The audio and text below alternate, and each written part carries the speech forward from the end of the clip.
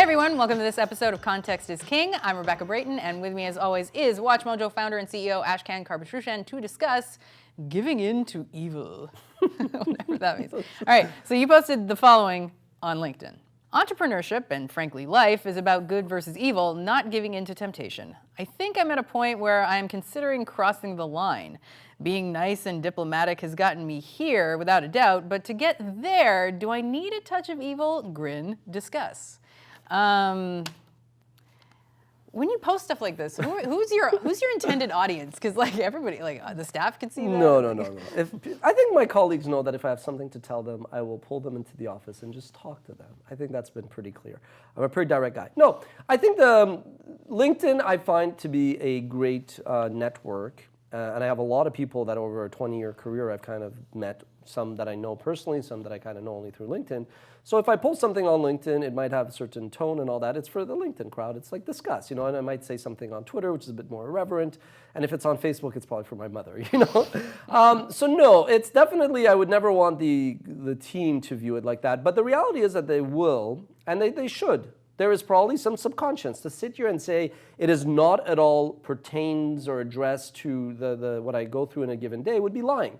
The same way that I see sometimes people that work with us now, they'll post something, and I mean, unless they happen to work at another organization, it's kind of like, okay, I'm not dumb. I kind of feel like I don't ever knock millennials, and like, even though millennial, you could be 36, 37. I never do like such a millennial thing to do, but I'm like, oh, I wish you had, for as much wit that you want to demonstrate on social media, I wish you had the confidence and courage and conviction to come in my office and talk to me about it.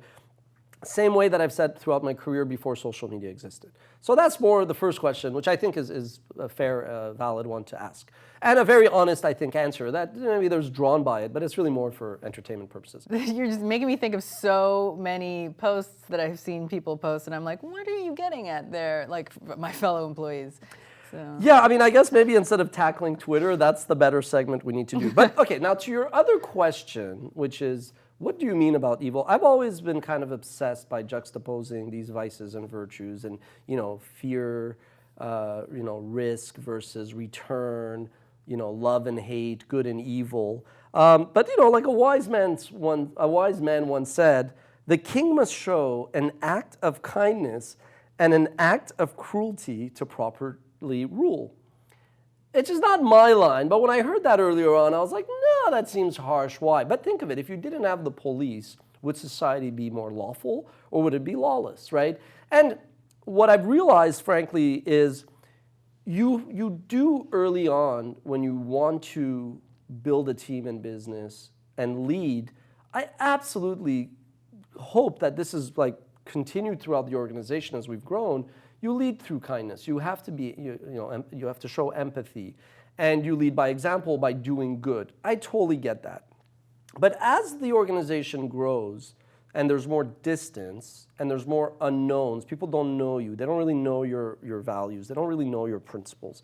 I feel like people do tend to exploit kindness and just always doing the right thing. If people know that you're not going to be as they say in French, sévère. And sévère in French is not severe, it's harsh.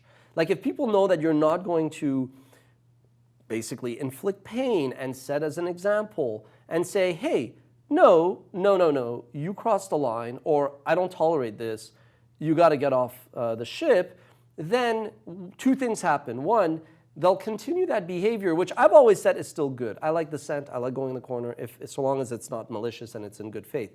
But as the organization grows, then there's like, kind of like more misinformation, and God forbid there's disinformation, which is a bit more malicious.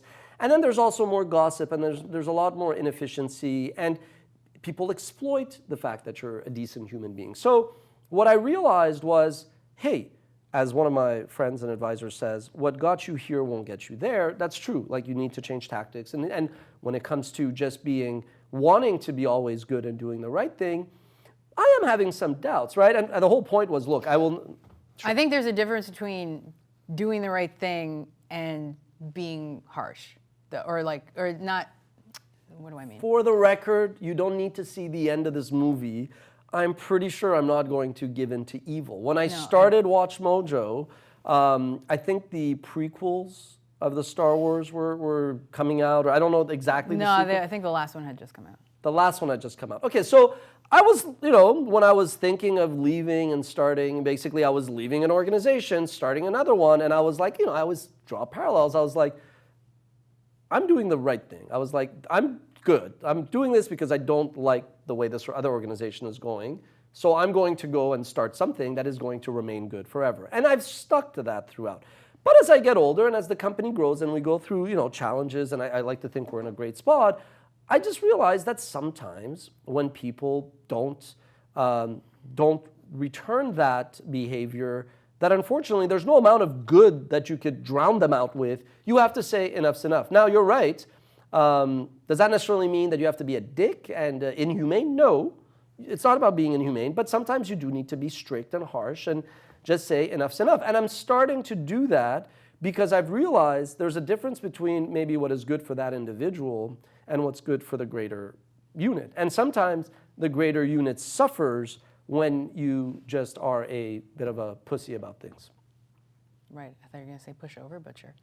Yeah, I've had this debate myself internally because I feel like when I started managing people, I was like super harsh. And then I went completely the opposite direction. I was like, well, this isn't going anywhere. Even before you started managing people, I joke. That's true. But no, but you see, that was an example where I still felt like there's merit in people if the greater good advances and progresses. My point is just that some people, unfortunately, it's like kids, right? Like you could be a parent or you could be a bunch of siblings. There's this one kid that's just going to touch the stove, put a firecracker in a fish's mouth and do all this crazy stuff. Yeah, and if you don't give feedback in the correct tone, they don't even understand that they're getting feedback.